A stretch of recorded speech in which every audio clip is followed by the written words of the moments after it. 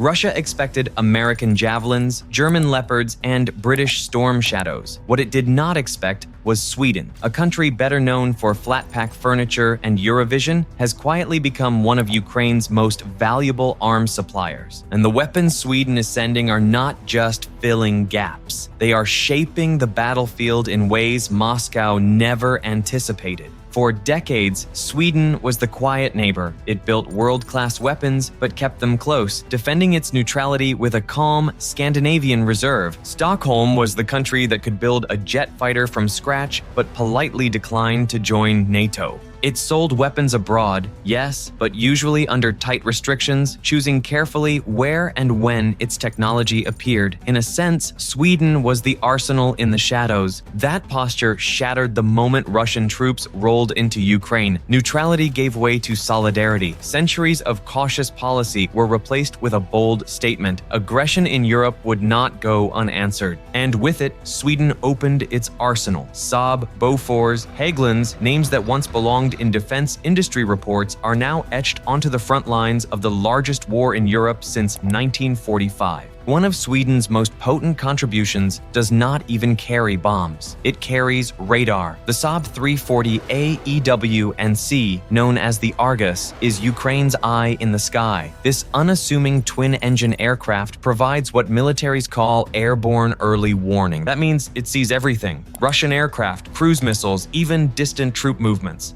In past wars, only NATO powers had such capability. Ukraine now fields it too. The Argus detects Russian aircraft hundreds of kilometers away, giving commanders a crystal-clear picture of the airspace. In a war where surprise can mean death, the Argus denies Russia that luxury. Russian pilots now know that when they take off, someone is already watching, and that someone might just guide a Ukrainian missile their way. Ukrainian pilots flying Soviet-era jets have described the difference as night and day. Before, they often relied on outdated ground radar, patched together and vulnerable to jamming. With Argus, they can see farther, respond quicker, and strike smarter. One Ukrainian officer put it bluntly, "Without it, we were blind. With it, we make the Russians nervous." And there is a deeper layer here. Argus is not just about spotting planes, it allows Ukraine to integrate its scattered air defenses into a cohesive shield. Instead of firing blindly into the sky, Ukrainian missiles now track with precision. In a conflict where Russia constantly launches drones and missiles to exhaust Ukraine's defenses, Sweden has given Kyiv the gift of coordination.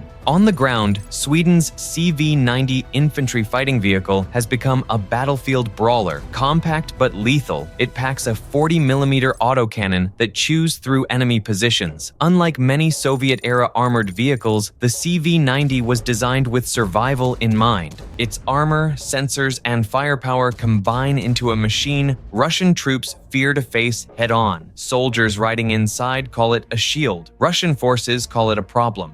The CV-90's design philosophy is important. Where Soviet vehicles often prioritized numbers over protection, the CV-90 focused on crew survival. Sloped armor, advanced targeting optics, and modular upgrades make it adaptable to modern threats. In Donetsk, a Ukrainian unit nicknamed their CV-90 Thor. The name stuck after it smashed through a fortified Russian position in a storm of autocannon fire, surviving hits that would have killed older Soviet BMPs. Thor became a symbol, not just of Swedish engineering, but of resilience on the battlefield. But the true crown jewel of Swedish firepower is artillery. Enter the Archer self-propelled howitzer. This system has rewritten the rules of artillery duels. Archer can drive into position, fire multiple 155mm shells, and vanish before the enemy can even lock on. Russian batteries often find themselves firing at empty fields, while Archer has already shifted position and is ready to fire again.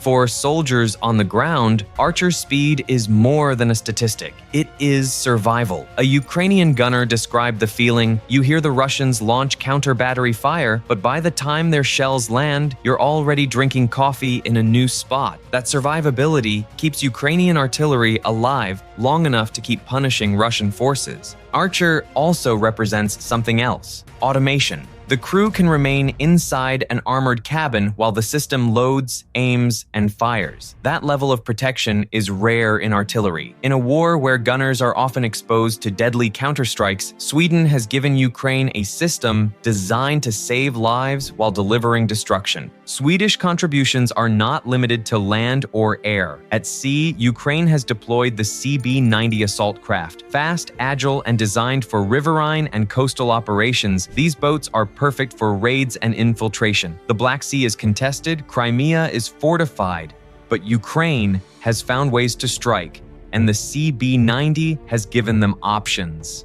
Think of them as special operations taxis, delivering troops where Russia least expects them. In rivers, they move like shadows. Along coasts, they dart in and out before larger Russian vessels can react. While many of these missions remain classified, whispers from Crimea suggest CB-90s are in the mix, giving Ukraine reach beyond its shoreline. And then there are the handheld weapons, the tools that keep infantry alive. The Carl Gustaf recoilless rifle, an old but endlessly upgraded design, continues to smash tanks and fortifications. The NLAW, born of Swedish-British cooperation, has become iconic. Ambush videos show Russian tanks rolling confidently into battle only to be obliterated seconds later by an NLAW strike. Meanwhile, the AT-4, a simple disposable launcher, has become a favorite among Ukrainian special forces. Its role? Clearing bunkers, taking out light vehicles, and making Russian troops very nervous. Sweden has turned man-portable weapons into instruments of terror for invaders. Air defense is another arena where Sweden has tipped the balance. The RBS-70, a laser-guided missile system, has shot down drones, helicopters, and even cruise missiles.